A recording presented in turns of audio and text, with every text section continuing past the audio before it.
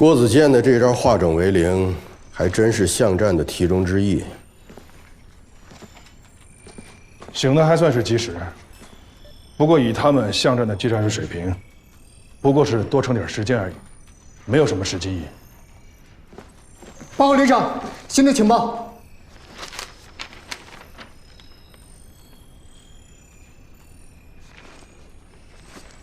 这个位置上是哪支部队？怎么一直没有动静？已经确认，是在高速公路上被打残的红军1连。他们躲在那儿干什么？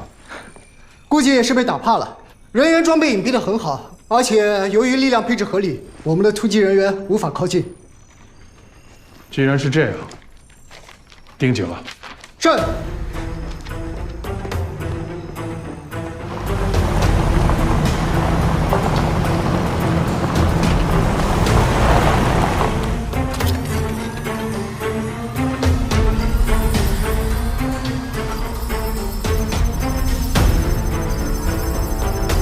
各连不要着急，马上建立防线。怎么回事？我们被强电磁干扰了，马上调频，重新建立通信。是。一连收到救援回复。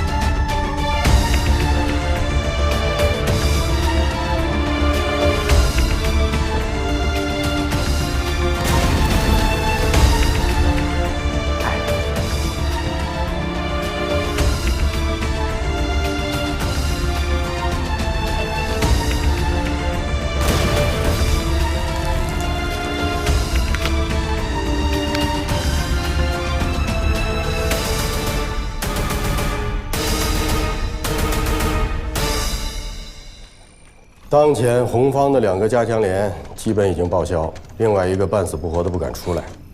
此外，给他们的空中突击力量，他们也没拿出来用。所谓心智，毫无体现。这仗打的没劲，确实是不过瘾。真不知道梁副军长搞这一出到底是什么意思。郭子健的御风营磨合的根本就不到位，所谓的魔方也只是单个模块。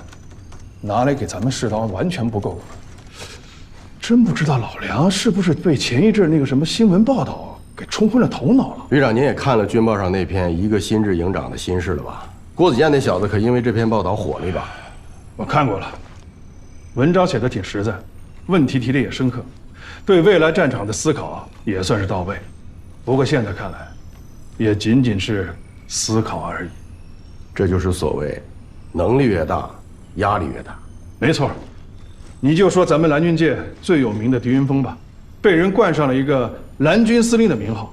那打得好那是应该的，打得不好，那丢的就不仅仅是自己的人了。旅长，我听您这话，不会是酸葡萄效应吧？说什么呢？不过啊，咱们能让郭子健的御风营问题暴露的再彻底一点，也算是我这个老对手送他的一份大礼。没错。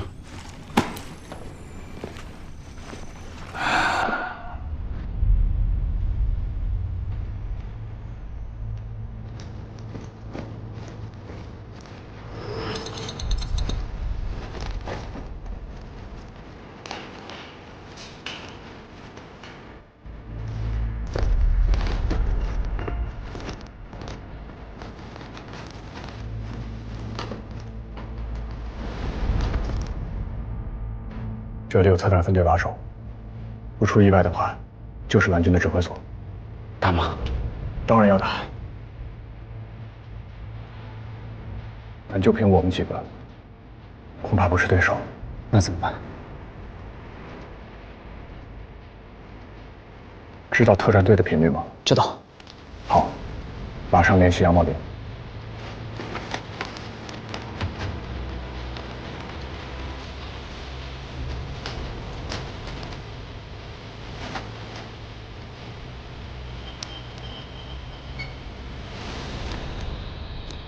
不行，现在干扰太厉害了。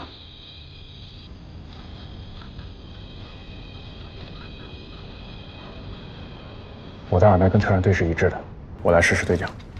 可电台都不行，对讲系统的频率那么低，更不行吧？干扰系统重点干扰的是2G 到4G 频段，这些频段的发射频率都在2000赫兹以上，而对讲系统低于500赫兹，反而不受干扰。可对讲机的距离有限制啊。我们装配的是最新式的短波对讲系统，应该能够连通。蜜獾，蜜獾，猎豹呼叫蜜獾。我是蜜獾，猎豹请讲。我发现疑似首脑要地，需要你亲自清除。坐标给我，我马上赶去。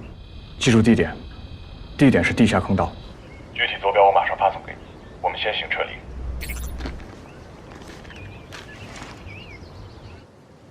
出发！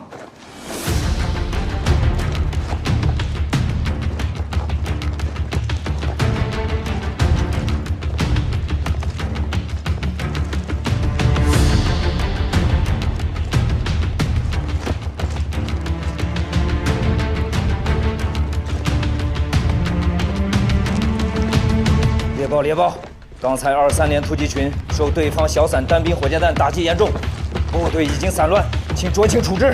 明白。徐副连长，你马上返回连队装备隐藏处，带队赶往镇政府方向。注意，在出发以后，一定要保持单兵分散，交叉掩护重装备。明白了。兔崽子没有火箭弹，但他们怕步兵。那你呢？我前往镇政府2侧，回收被打散的23连装备。记住，行动迅速。是。东王刑天，为什么不及时报告23连遭遇？方才情况紧急，我正准备汇报。你的攻击无人机呢？练了那么久，难道是摆设吗？为什么不助攻？宋参谋，目前只配备了1台攻击无人机，导弹携带也少，我想找到核心目标再打。好，我知道了。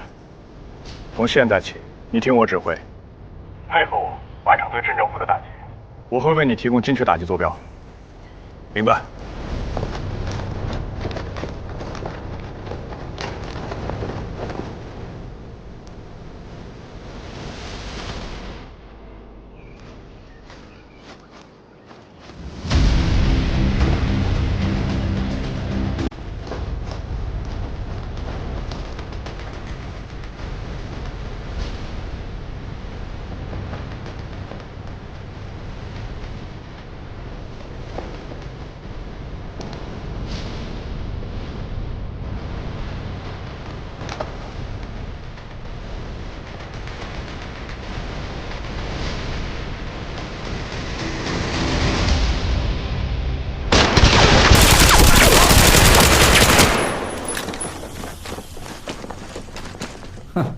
刚才那队没抓上，以为会多来几队了，没想到就来了3只小猫咪，哼，骚性。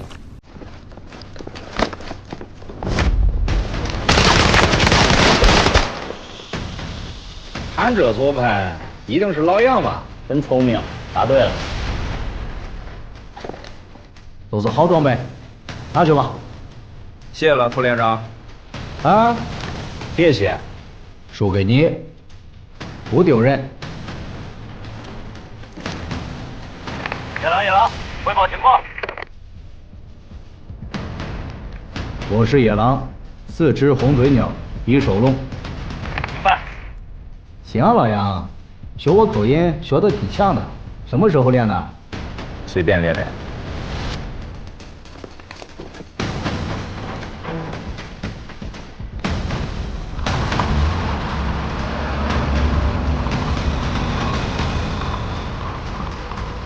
坐标已发送。目标坐标已发送。打！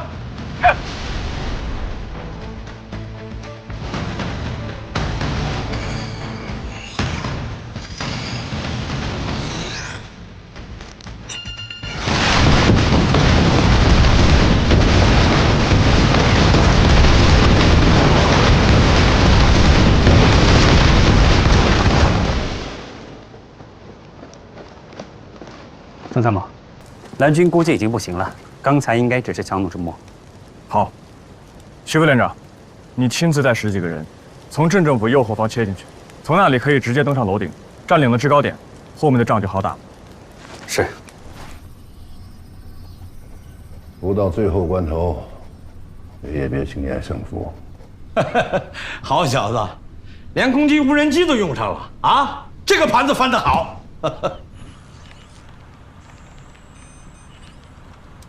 曾梦涵这次表现优异，不枉营长这么器重他。疾风知劲草，乱世现英雄。一连这帮臭小子，以前让曾梦涵给他们当连长，100个不愿意。你看现在怎么样？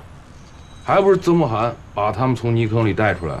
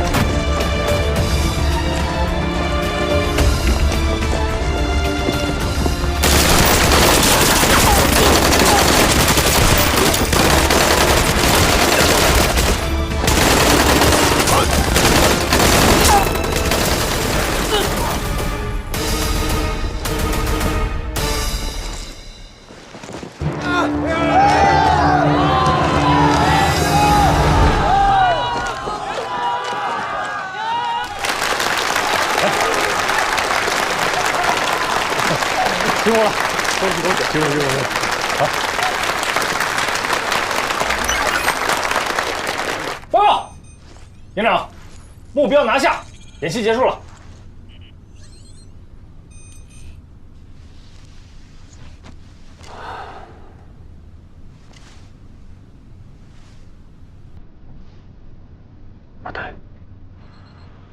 不对，蓝军指挥所一直没出现，怎么会结束呢？你们在高兴什么？你们在高兴什么？人质要不要？现炒现卖的人质，物美价廉，如价包换。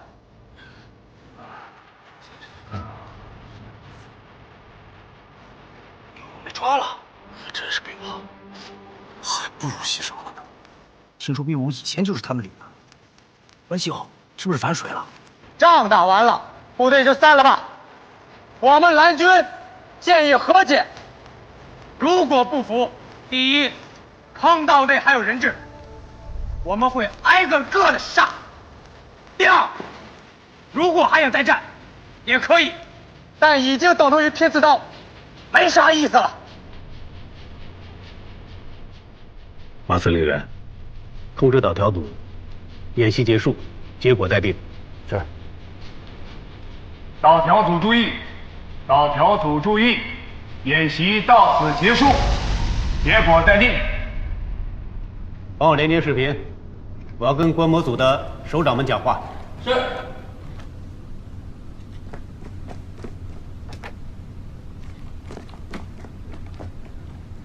各位首长，张教授，御风营刚才的表现你们也看到了，问题太多，无法一一讲评。今天的观摩到此结束，回头我会呈送一份详细的报告给各位首长。老龙，你说咱们是不是玩得太嗨了？这么多人看着呢，梁副军长这面子挂不住啊！哈，蓝军存在的价值，就是要暴露红军存在的问题。现在挂不住，总比以后挂不住要好。郭子健的御风营问题太多了，咱们玩得越嗨，对他们越有帮助。我不是说了吗？这次就算是我们送给他们的一份大礼。我们的价值魔方，今天丢人是丢大了。虽然今天这个仗打成现在这个样子，但我个人觉得还是有很多地方是可圈可点的。有问题，我们解决问题，没必要自暴自弃。我觉得我们需要好好反思的是，以后如果再遇到同样的情况，我们千万不可以再让我们的情绪左右我们的行为，除非这一次我们御风营真的被人家给打垮了。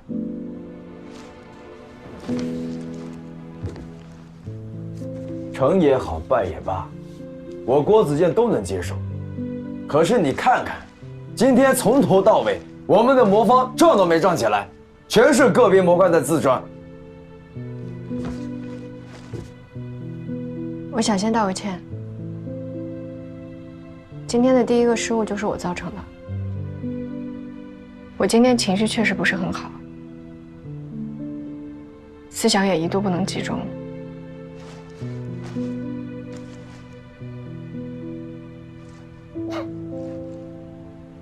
哎，你们两个今天就没觉得咱们这个指挥车上气氛从头到尾就都不对吗？你一个首席参谋，你营长，你们俩是这场演习的核心人物，你们俩之间情绪出现了问题，这魔方怎么转啊？如果这魔方转起来了，那也是胡转、乱转、瞎转。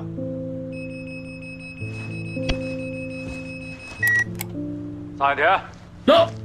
仗打完了，你有一件很重要的任务要完成。请首长指示，保证完成任务。把我的御风营啊，原封不动的给我带回来，少一颗螺丝，我拿你试问。请诸位放心，保证完成任务。情绪的问题啊，现在不是解决的时候，回到营区，吃饱喝足，心平气和，再谈不迟。明不明白？保证不谈情绪。郭子健，到。旅长有话对你说。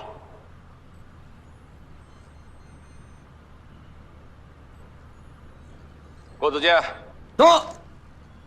你没有什么想要跟我说的吗？报告旅长，没有。我告诉你，郭子健，这一仗表面上看是打成了平局，可是暴露的问题也很多呀。现在暴露可能会伤及我们的面子，但从你价值魔方的长远发展看，不是坏事。这一点，如果你看不出来，你这个御风营的营长可就白当了。我希望你可以做一个合格的指挥员。在，谢谢旅长，我不会让您失望的。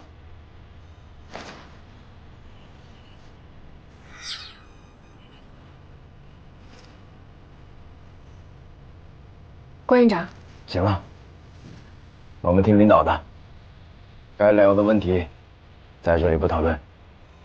一会儿走的时候，姚高林、廖红跟我一起走。不用了。赵导员，我跟你一起走。好。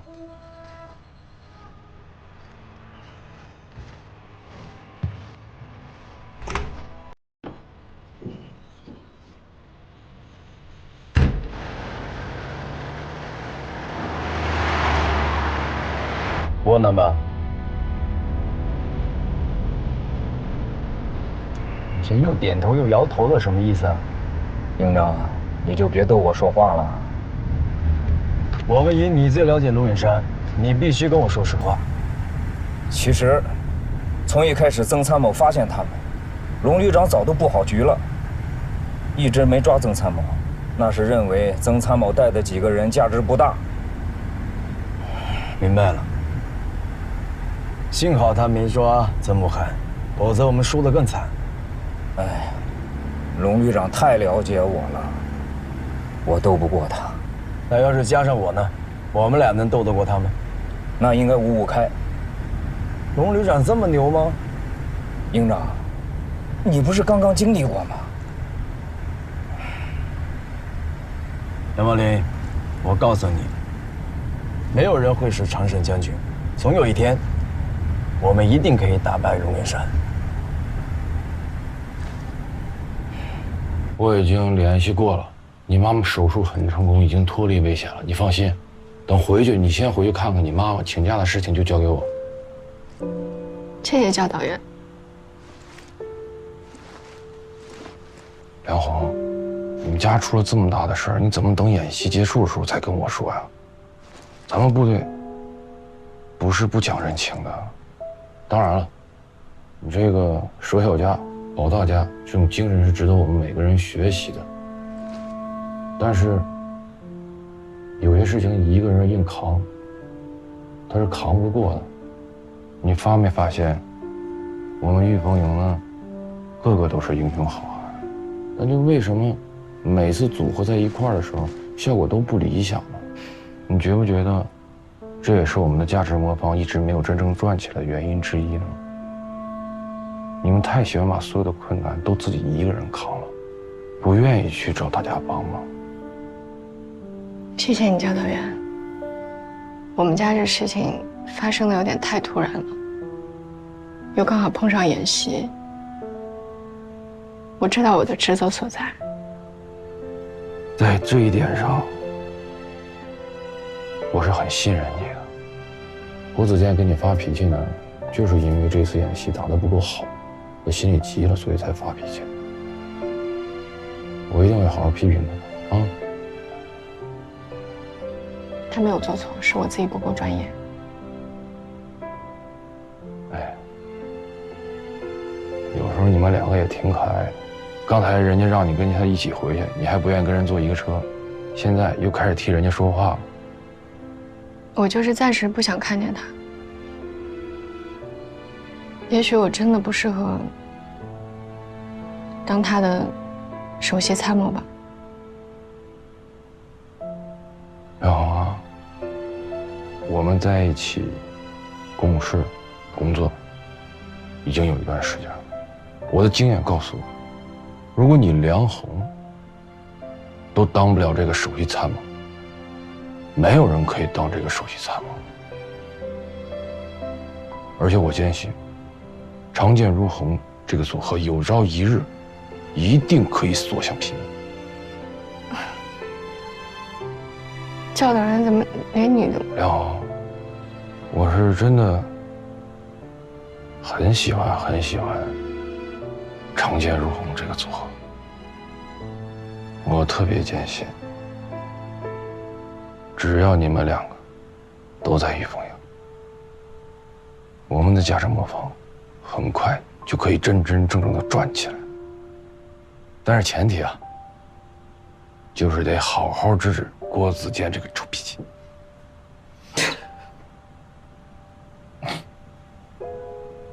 谢谢，跟你这么一聊，我心里舒服多了。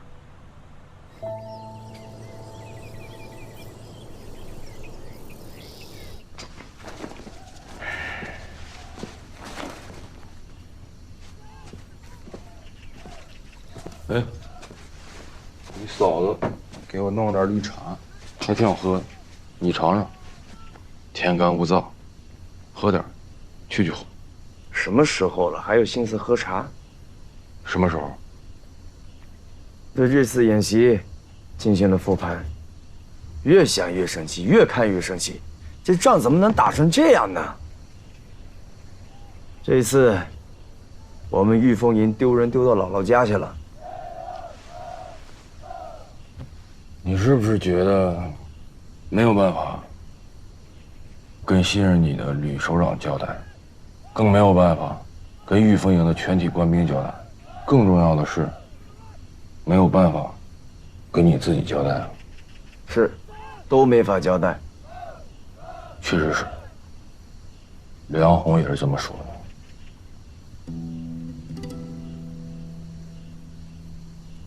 的。人呢？回来也不露面，让他过来一起开会，复盘。复什么盘？人家梁红已经把调离申请给交上去了。调离？调去哪儿？不知道，反正调离报告已经交上去了。交给谁了？我才是领导。交给旅长了。胡闹吧！你也不拦着他点儿。我要找他。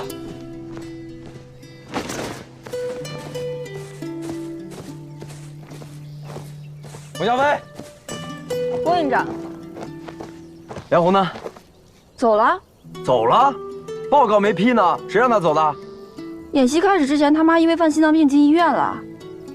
本来想请假回去，演习耽搁了。现在演习完了，人家还不能回去看一眼啊？进医院了？事先怎么不说呢？你给人家解释的机会了吗？不讲道理，什么时候回来？那得看郭院长什么时候批调离报告啊。批什么报告？他要是联系你，你告诉他放弃调离的想法。我不可能让他离开御风营。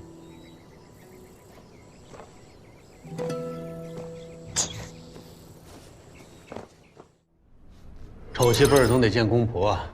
今天让大家失望了。我是御风营建设的直接领导者，出了任何情况，我都会坦然面对，所以请大家畅所欲言。我和梁副军长是老朋友，但人情归人情，事理归事理啊。关于御风营呢，我现在的意见和当初的完全一致，就8个字：不伦不类，多此一举。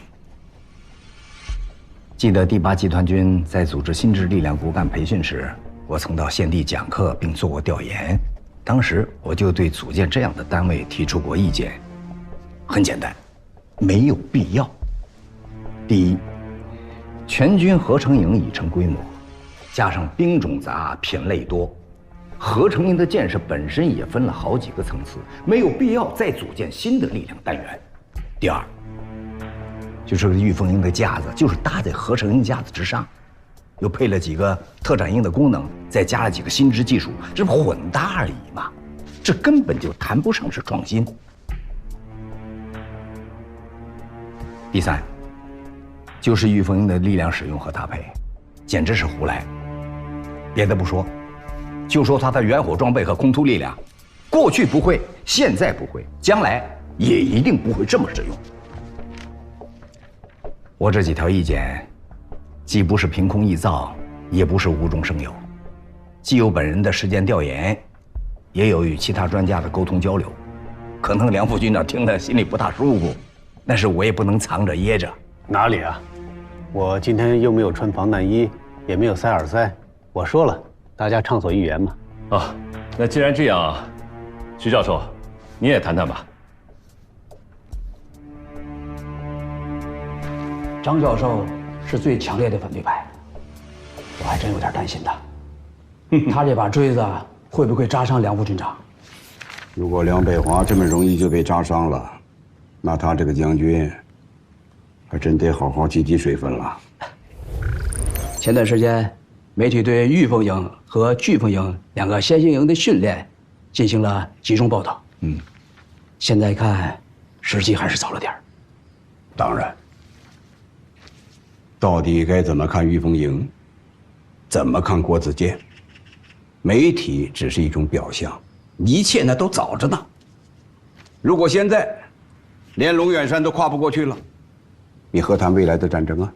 那这次讨论交流怎么收场？怎么收场？意见打包让梁北华背回去，慢慢消化。你不要怕他消化不了，啊，他既然要勇于创新，那就什么担子重，就给挑什么担子。毕竟，玉凤营将来真要建成个什么样子，郭子健固然重要，但是梁北华才是真正的操刀人。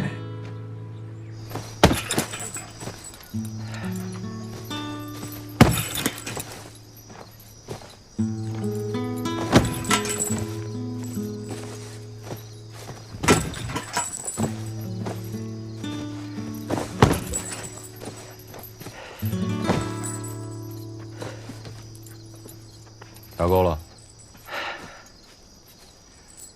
老张，我觉得我以前太过于在意硬件的合成，对于人与人之间的合成想得少了。魔方的转动不能单靠模块和主轴，还得有一种向心力。这方面我做得不好，以后改正。还有，对于你的意见，我以后一定虚心接受。玉凤营要没有你，还真就转不起来。我也有我的问题，说话总喜欢重复，我也虚心改正。郭营长，郭营长，粮仓回来了，在哪儿？马上就到了。哎，快回！你过来，过来！全这么好记，全啊！笑什么？严肃点儿。全主要是。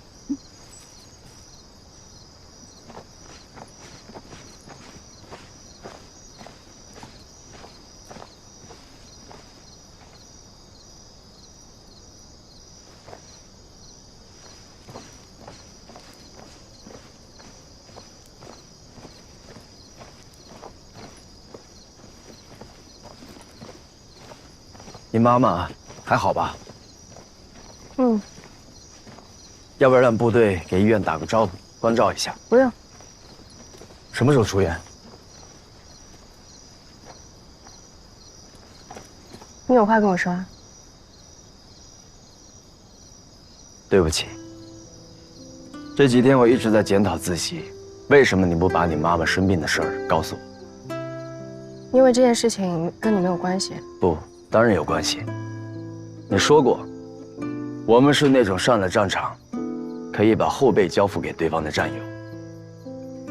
玉凤营成立到今天，无论遇到什么样的事情，你都会站在背后支持我。可我却在你需要我的时候，没能成为你值得信任的同伴。这一点我做得不好，我向你道歉。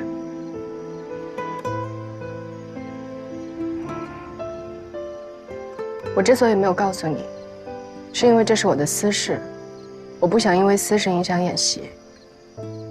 但我还是高估了我自己，我还是因为私事分神了。所以，作为一名职业的军人，这一点是我没有做好。虽然我也经常忘了这一点，但还是要告诉你，你是个人，不是台机器，不要觉得自己无所不能。谢谢你告诉我是个人，你才是机器呢。既然我们都有做得不够好的地方，那就抵消了。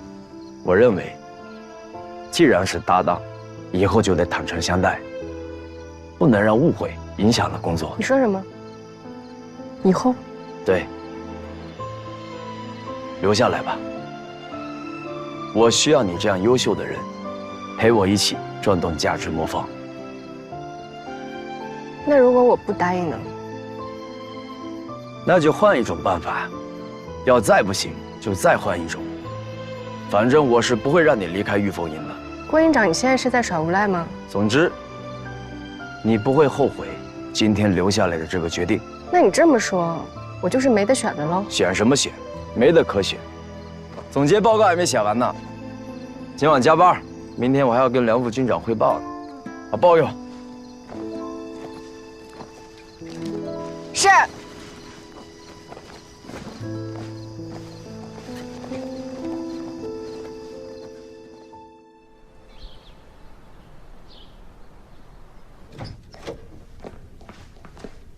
首长让你在他房间等一下，他交完班过来见你。好，谢谢。不客气。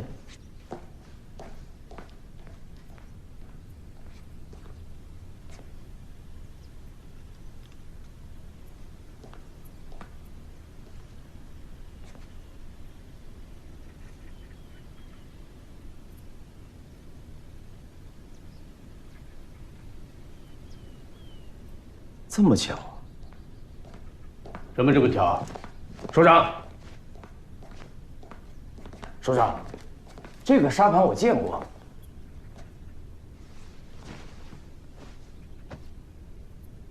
当年那场战役的战场沙盘，你见过？好了，记者来找我有什么事情？诉苦、告状，还是有其他诉求？跟我讲话不要看稿子，我不喜欢。首长，您要这么说，我就不敢开口了。是吗？你小子一贯我行我素的，还有不敢开口的时候。讲吧。是，我是来向您做深刻检讨的。队长，你觉得郭子健能过关吗？不好说，这就要看他自己能不能认识到在演习中犯下的错误了。你这陪首长下了半宿棋，就探出这么个口风来啊？棋是下了半宿啊，那演习的事儿一个字都没提。凶多吉少，倒也不至于。但是我估计啊，在这次御风营的建设当中，估计啊，梁副军长没少吃那些专家的钉子。新改革和传统思维的对冲，没碰个头破血流啊，就不错。是啊，所以我估计，御风营在这次演习中暴露出来的问题，让首长下了很大的决心了。怎么讲？昨天那盘棋，他杀的我是片甲不留，一个子儿都不剩。哎呦，我的那检讨，真新鲜啊！在我的印象里，你郭子健永远站在真理的一方啊，哪怕有的时候屈从于强权，屈从于时势，甚至情感，但是你内心都高贵的不得了。我说的对吧？首长，我这次是认真的。我也是认真的。我觉得这次演习的失败，主要原因在于我个人。是吗？我没听错吧？首长，我这个人的思维习惯，就像您刚才说的，总有一些自以为是的东西在影响我的判断，所以遇到矛盾、遇到困难，包括一些客观性事件，都习惯性的往外找原因。别绕圈子，直奔主题吧。是。这一次，仅仅在用人上，我就有很多失误。在完全不了解汪麒麟的情况下，就把决定御风营命运的重担轻易交给了他，这是我最大的失误。还有，对杨茂林的使用，又一个兵王，讲讲看。显然龙远山比我更了解他，我还把他往龙远山的嘴里送，这是我过于自信、过分轻敌造成的。接着说。第二，是内部关系，由于我个人性格因素，导致我们指挥体系内部运行出现卡顿，甚至一些不该出现的问题也没能及时补短。第三，力量组合上顾此失彼，由于瞻前顾后，导致配属给我们的空突力量完全没使用，加上特战排的使用失当，以及其他新制兵种的组合不到位，致使根本没打出我们新制作战营的特色来。第四，在城市攻防作战中，我们投入的精力和研究还是太少，结果一到现地，发现根本不是一回事，所以官兵们都不适应，打了不少乱仗。第五，战损收容体制不精确不精细，这一次如果不是曾慕涵挺身而出，在最后阶段，我们根本不可能完成对镇政府的围攻。所以，单从我营指挥员的角度来看，此战早已失败，早已失败。这次演习，一个曾慕涵已经比你这个营长发挥了更大的作用。你这个营长确实失职。是，我愿意承担所有责任，接受所有惩罚。御风营这次暴露出来的所有问题，有你的原因，但主要责任在我。我跟你一样，都太想赢，太想看到新制战斗力出现的效果。你的检讨，我接受。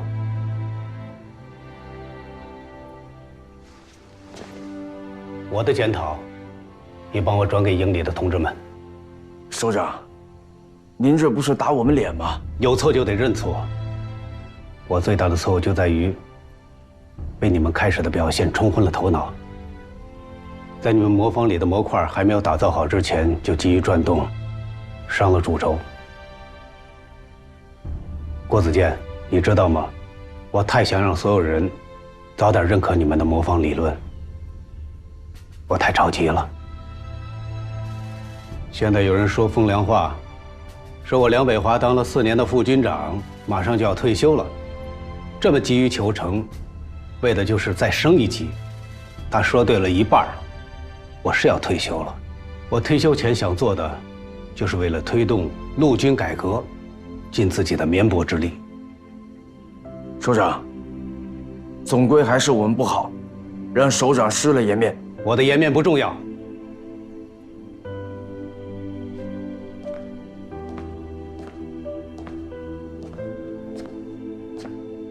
中国军人的颜面才重要。你记住，我们今天每一个选择，每走一步路，都是中国军队军事改革成果的体现。放弃个人，说着容易做着难，但我们是军人，军人就意味着奉献和牺牲，所以该放下就得放下。明白。郭子健，送你一句话，我们2个共勉。首长请说。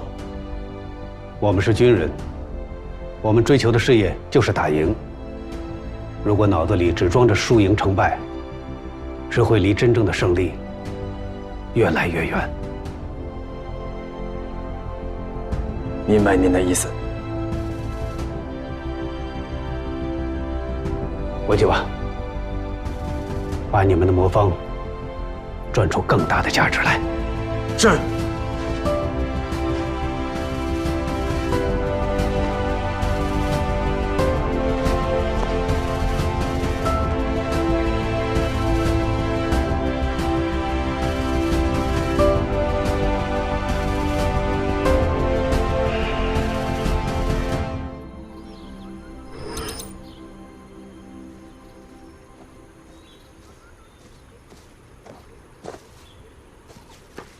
营长，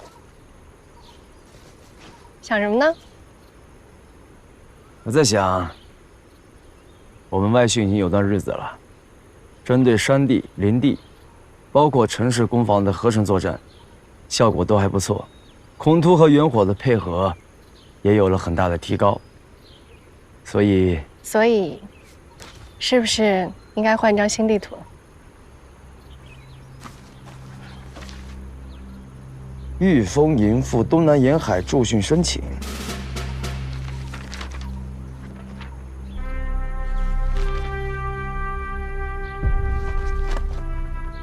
我马上去找索福利长申请，这事要能定下来，我记你一功。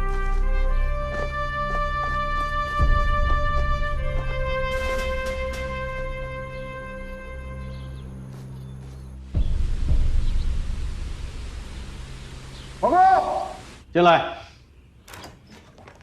哟，建安同志来了。师长，坐。是。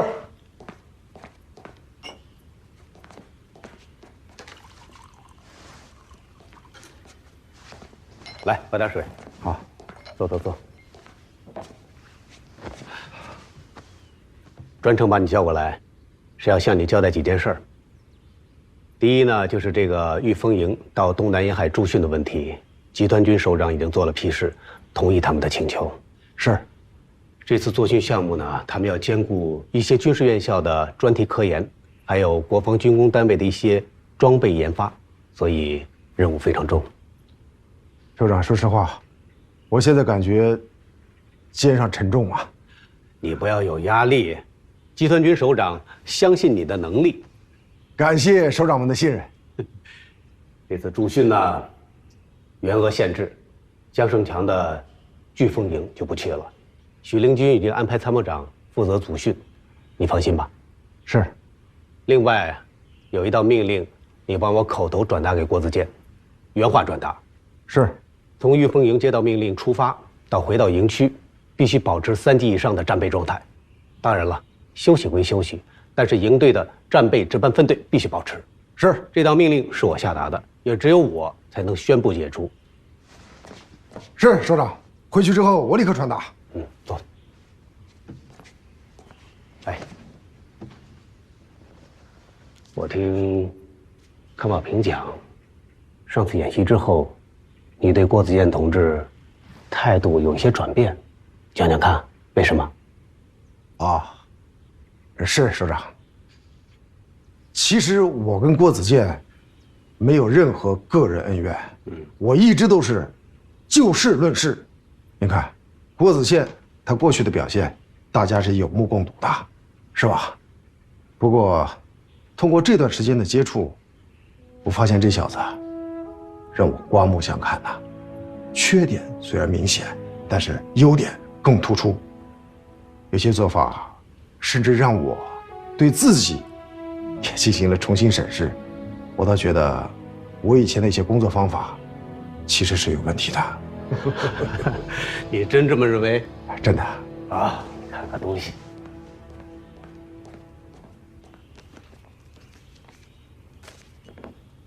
来看看这封信。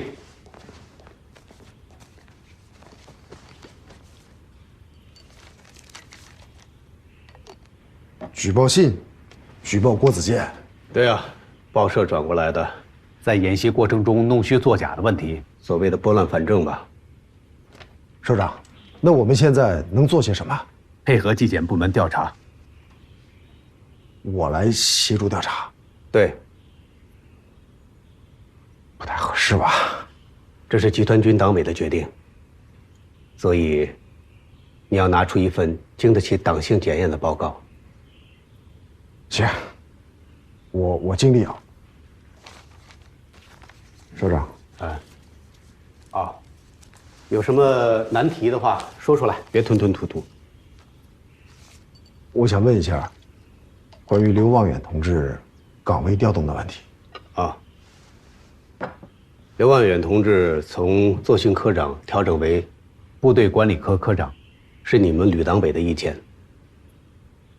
只是他现在作训科是部队的第1大科，军事任务太重，刘望远同志显然不适合。是。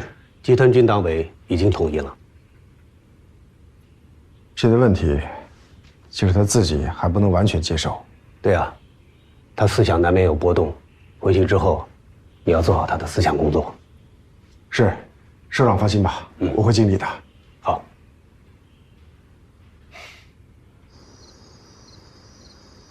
报告。进来。哥，啥意思呀？副旅长，索副旅长，我搞不懂。你调动的事儿，我在部队这么多年了，兢兢业业、勤勤恳恳，我好不容易一步一个脚印才做到今天这个位置。哎，我到底犯啥错了？要把我发配到部队管理科去？这怎么是发配呢？正常调动，平调。说的好听那是平调，但是咱们心里谁不明白呀？那部队管理科跟作训科能是一回事吗？现在让我回去搞管理、搞后勤，那还不如我以前在一营当营长呢。这不是把我的上升空间全给堵死了吗？您跟我说句实话，是不是有人跑到上级领导那儿打我小报告告我状？你想多了。我刘望远这个人行得正，坐得直。如果您非要说我有什么问题，那也就是我这个人做事儿过于讲原则，容易得罪人。但有什么事儿您可以当面跟我说呀，干嘛非得在背后捅我刀子嘛？找上级领导打小报告了不起啊？那行，那明天我也去集团军，我也找关系，我也找领导，我非得把这事搬回来不可。你找谁？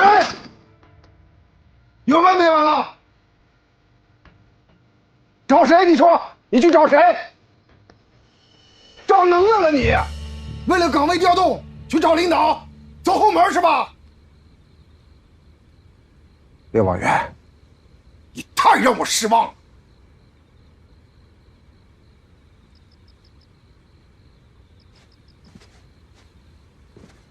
那我也不是光为了我自己啊！您想想，我是您一手带起来的，他们这么对我，那不也就是打您的脸吗？部队不是拉帮结派的地方。我告诉你，关于你的调动，是旅党委和集团军领导一致决定的。你就说吧，你接受不接受？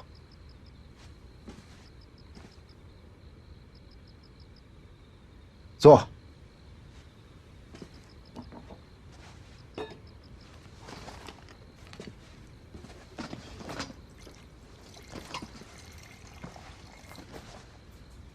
刚起的啊。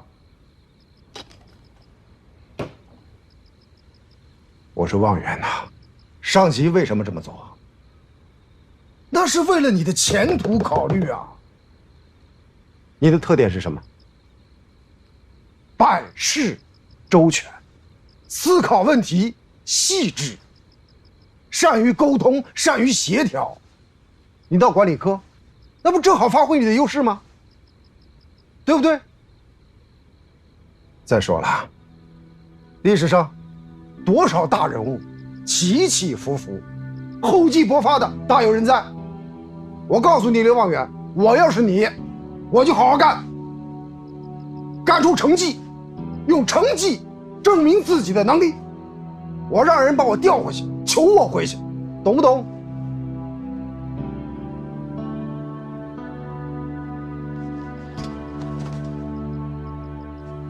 你等到那个时候，也不一定不会峰回路转的。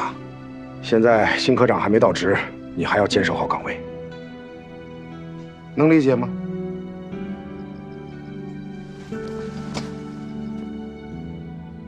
理解。哎，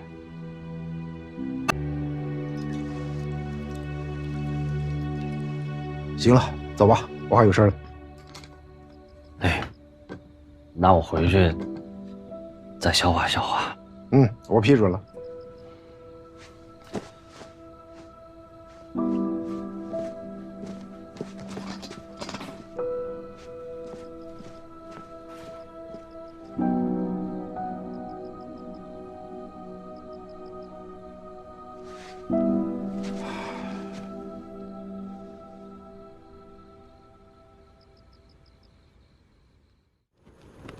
现在，请我们的营长对御风营现有人员编制按价值魔方调整。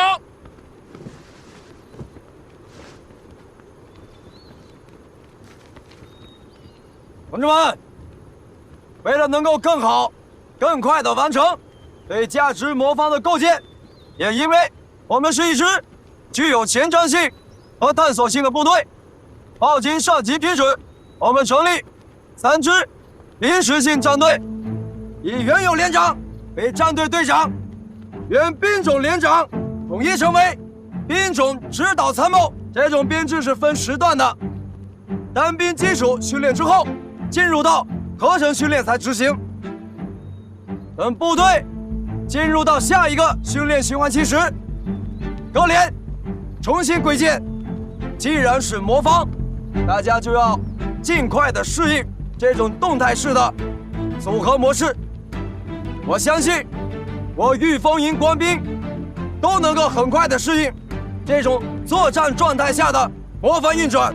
同时，我们御风营是新制营，所以新制力量各作战分队保持营属状态不变，但也有个别分队将出现微调，比如在营原有侦察专业加分各连之后，营特战排就要担任更多的特种作战功能。特战排有没有信心？有。好，我要说的暂时到这儿，下面请教导员宣布一项任命。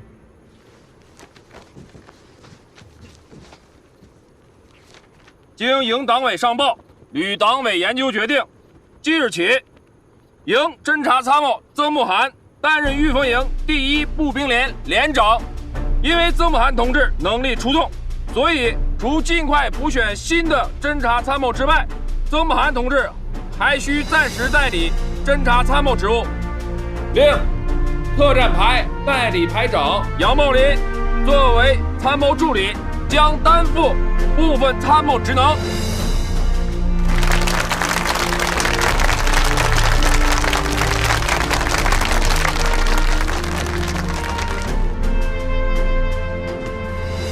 同志们，此次出行，因为担负有关院校的军事科研任务，我们的出行方式会与以往有所不同。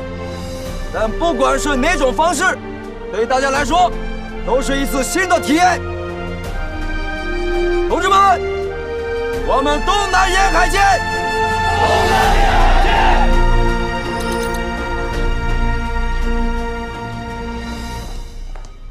警队回来了。局长，请小生归队。这么急让你销假归队，是有一项重要的任务，非你不可。什么任务？我们接到通报，有一伙不明身份的不法分子，跟贩毒人员相勾结，企图混进我市。你们的任务就是配合特警队行动。具体的计划是这样的。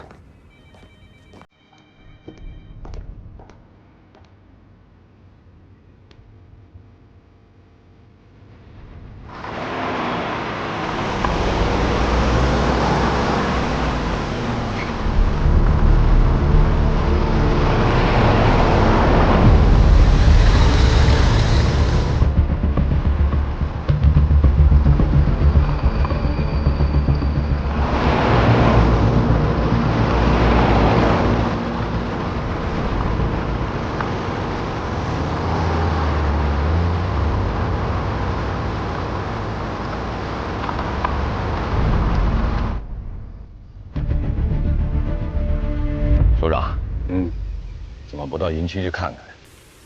干嘛去营区啊？这不挺好的吗？从容自在的。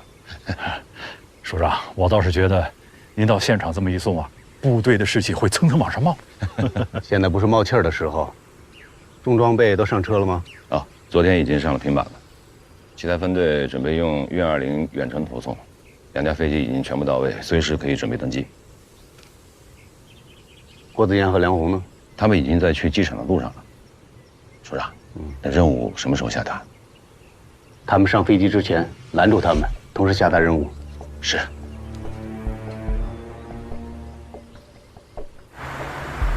收到。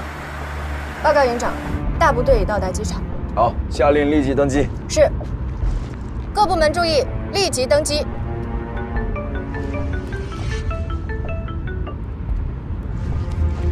旅长，您开玩笑呢吧？我马上到机场了，已经下令登机了。谁跟你开玩笑？我告诉你啊，组织登机的任务，我会派专人负责。保证会把所有登机人员全部安全送达。但是你梁红还有部分特战队员必须以新的路线、新的交通方式抵达海通市。明白。还有什么要求？时间从现在起开始算，24小时之内，你们必须乘坐旅游大巴到达海通市。怎么去民兵训练中心，你们自行决定。明白。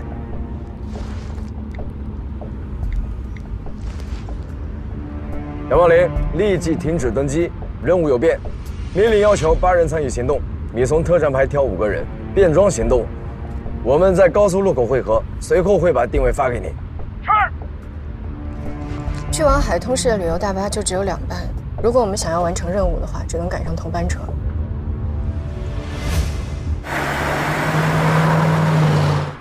我刚说的都记住了吧？明白，当真分开坐，互不认识。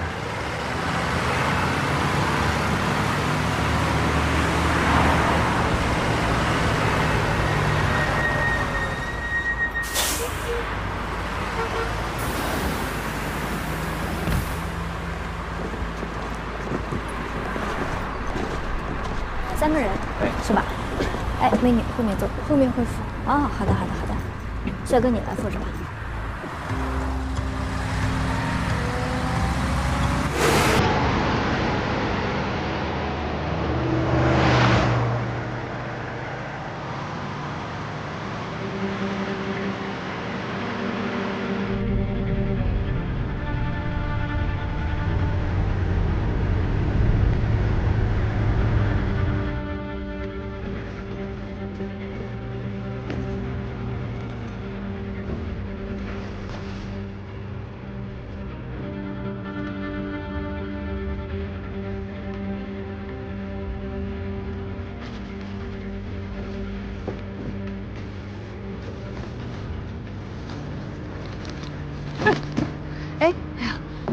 不好意思啊，没事儿。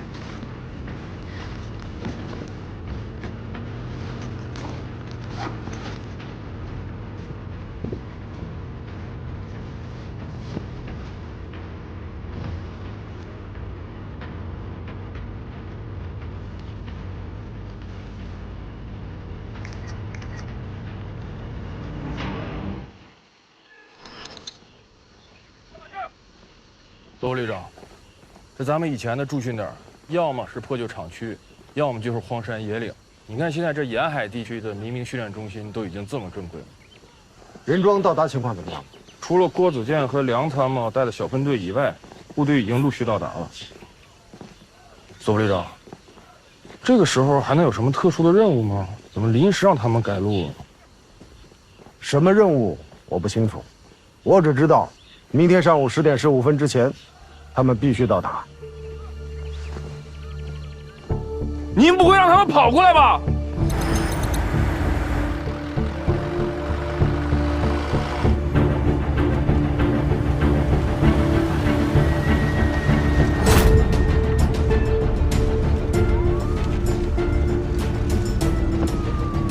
你说是不是他们故意安排的敌情？有可能，见机行事吧。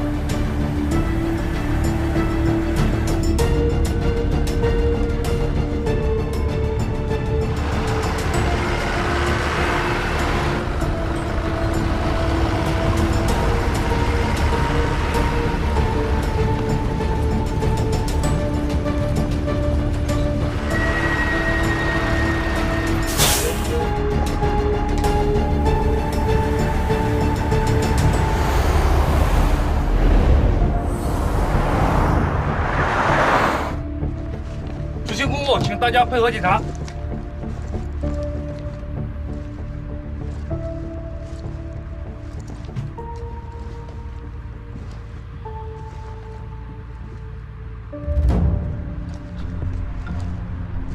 王艳霞，哎，就是他，带走。不是你干什么呀？好，哪个是你的包？那个白色是我包。哎，你干嘛呀？不是，凭什么抓我呀？各位乘客，我们奉命抓捕毒贩。目前我们怀疑车上藏有大量毒品，必须严格进行检查，请各位配合。警察同志，我们还有急事，先让我们下去。除得发现毒贩，在没有彻底清查之前，任何人都不能排除嫌疑。我们挺着急的，有事儿也得给我等着。我有一种不祥的预感。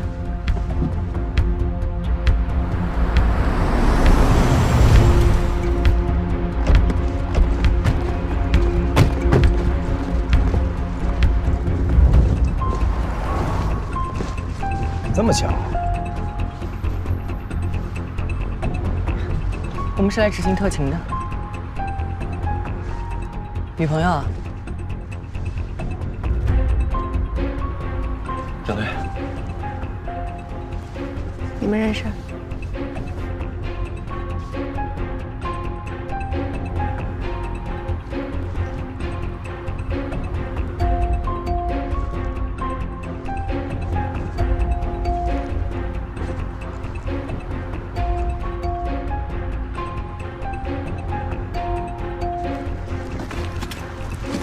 这是谁的包？这是我的包。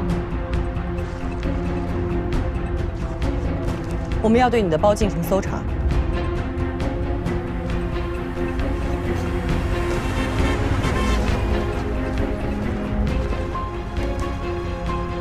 这盒子不是我的。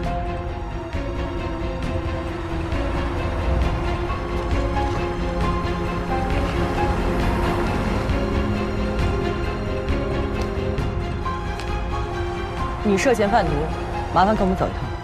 警察同志，刚才被带下去那个女的之前动过这个包，我可以证明，东西应该是她放的。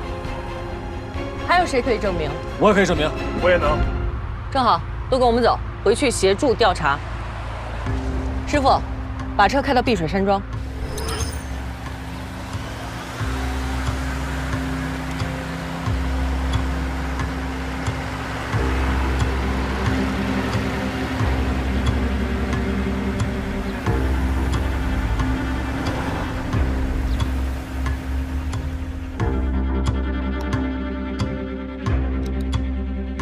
你不用给我看这些，你知道我的身份，那几个人是我下属，跟毒贩没关系。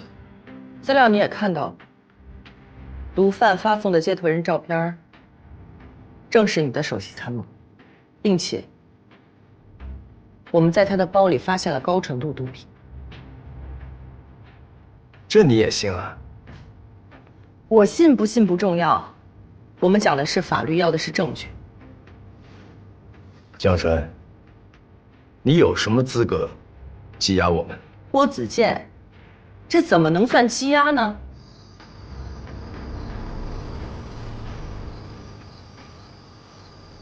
熄火。你找3个人先去吃晚饭，然后到指定地点去接我们。老兄，这是车费。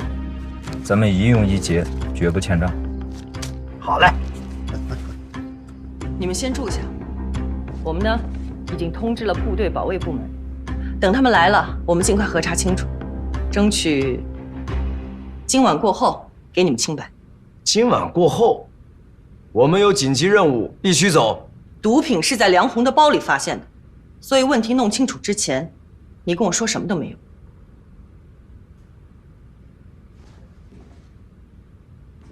你以为凭你们几个人拦得住我们吗？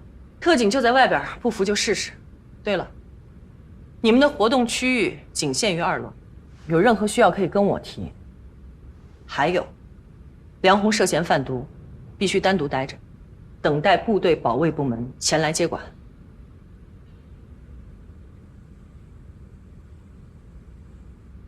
好，我们配合。辛苦啊！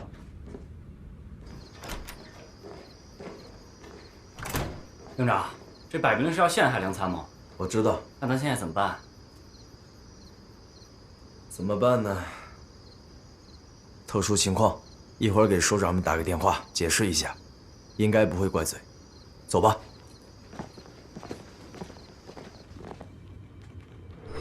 这个郭子健，是脑子没转过弯啊，还是想偷懒啊？城市作战是现代战争的重中之重，这样的演习还是很有意义的。梁副军长，如果郭营长真打电话向你们请求推迟报道，那我们这演习不是白搞了吗？是吗？既然如此，那我们就等等郭子健的电话吧。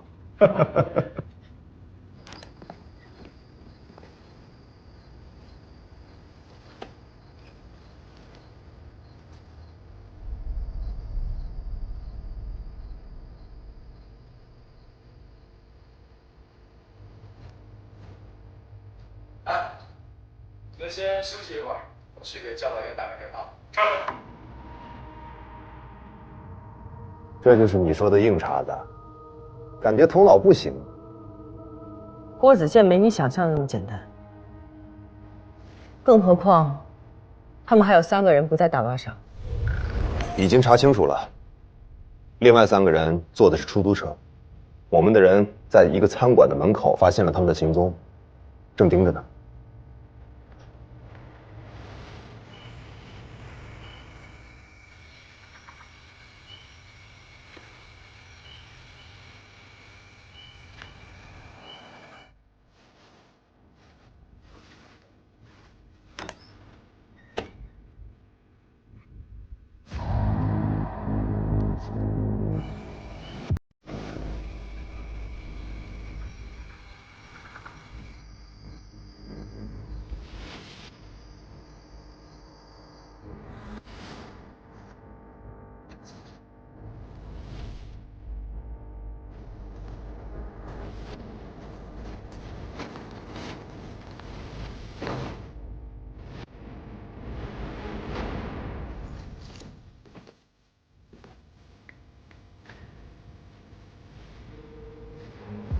哎，老桑，喂，那边情况，你们千万别忘了，明天上午10点15分是报道的最后时间。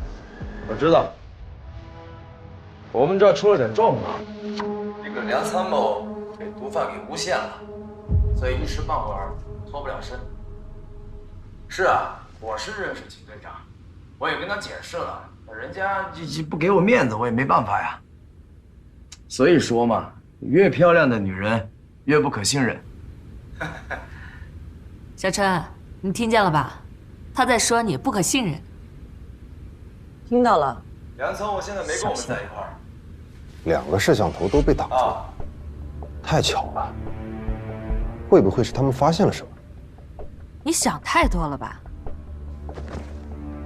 好，知道了，明白。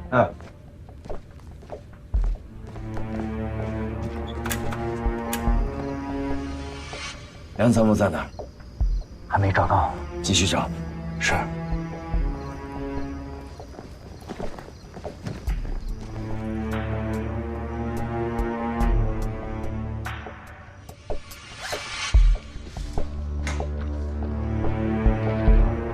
哎，你们几个安静点啊，我睡一会儿。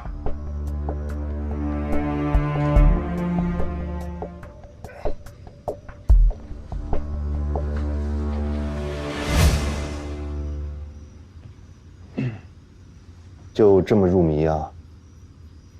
说什么呢？我在看有没有什么问题。看来也没什么问题了，一群大小伙子，再看就是人家的隐私了。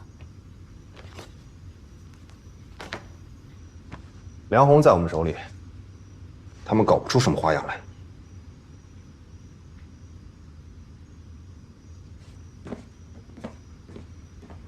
什么情况？我还以为他有什么后招呢，这怎么连觉都睡上？梁副军长，我们是不是也可以撤了？这才哪儿到哪儿啊？接着看完吧。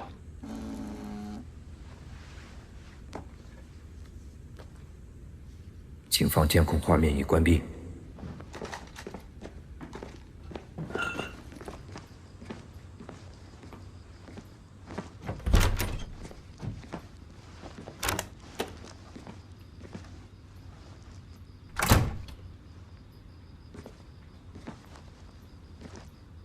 梁红。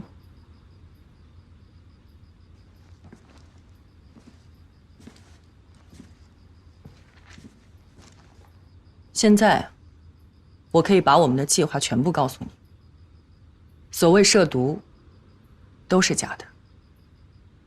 这次任务，就是一次针对你们8人小分队的专项行动，目的就是把你们留在这24小时。一开始，我以为你们都是部队的精英，还特地邀请了特警队前来协助，没想到你们太让我失望了。到现在都没有察觉我们的真正目的。你跟我说这些什么意思呢？什么意思都没有，只是对郭子健有点失望。那可能是因为你以前高估他了。是吗？东方，简要介绍一下情况。是，警方的指挥室外已经布置了监控，目前没有引起怀疑，一切正常。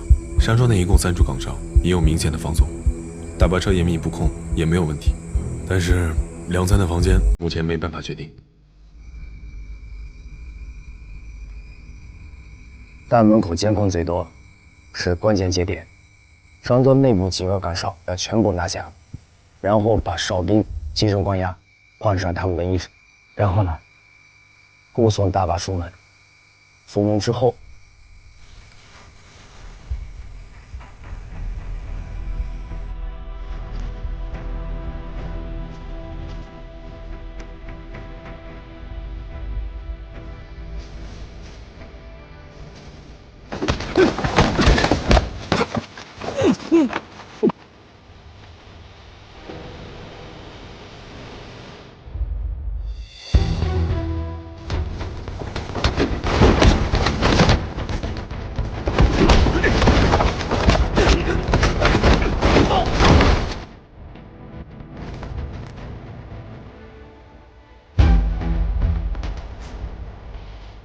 所有人跟我来。是。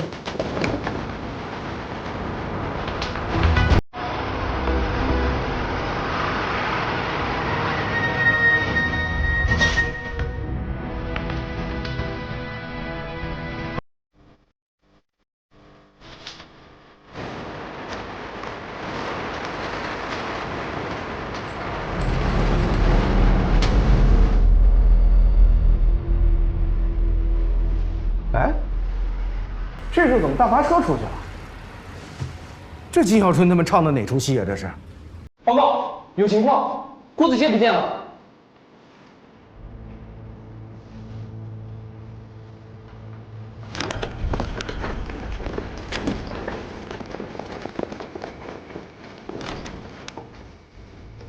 全队没人，没人，没人。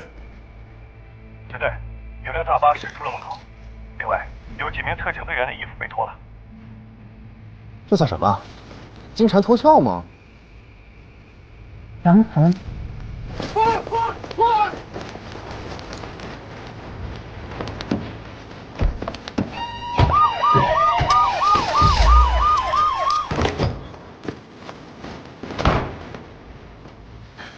齐队，梁红还在。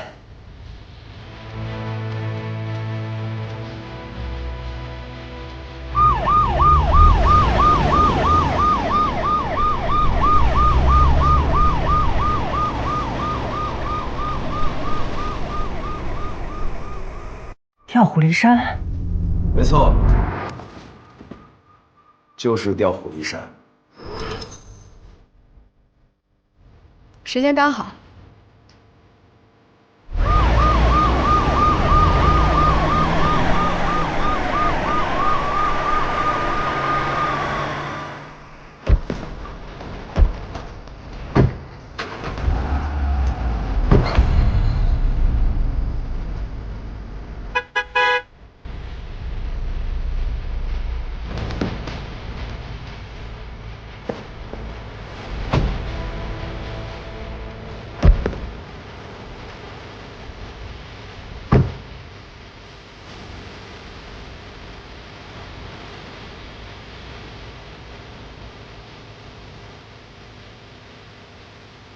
好一招兵不血刃的金蝉脱壳，可惜还是被你识破了。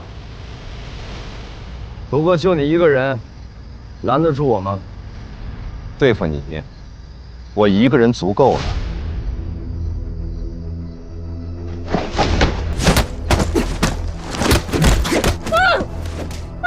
我来，根本不是对手。郭营长不会输的。我当然知道他不会输。我说的是齐队。你很了解郭子健？当然了解了。他救过我的命，我差点以身相许。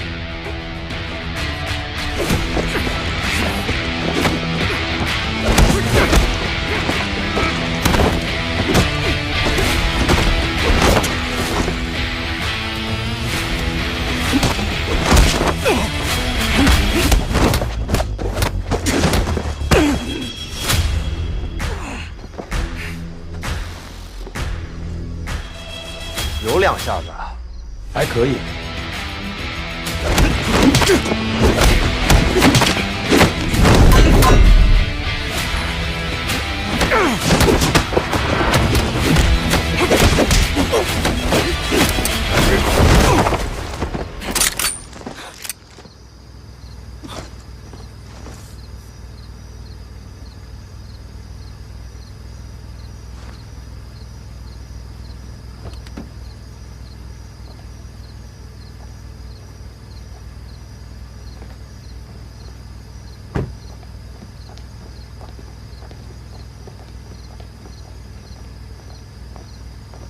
丢不丢人？